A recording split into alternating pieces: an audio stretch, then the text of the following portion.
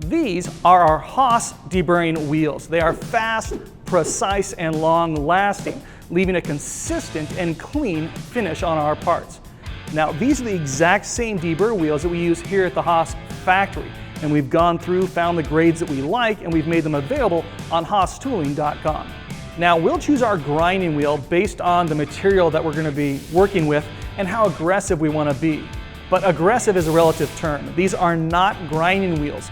They're not meant to remove a whole lot of material, but just to finish or deburr our parts with maximum control.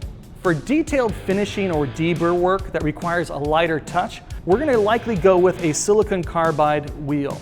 Now, these are our first choice when working with softer materials like aluminum, brass, or bronze, or when working with thin parts or parts that have lots of details.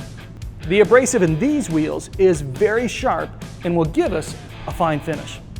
We have these silicone carbide wheels in two different densities. The 8S is a bit softer and less aggressive, and it's going to conform to our parts, while the 9S is a bit stiffer and it's going to hold its edge against those sharp corners.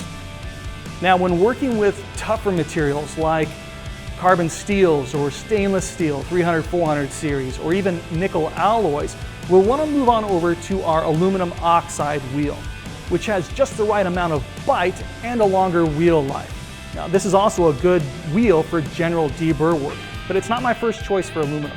If you have used one of these deburr wheels in the past on the shop floor, you know how essential and versatile they can be. And if you haven't, it's time to try them out. There are times when a file or a stone doesn't give us the speed or the finish that we're looking for. And that's where these Haas Deburr wheels really shine. For more information, check out HaasTooling.com now.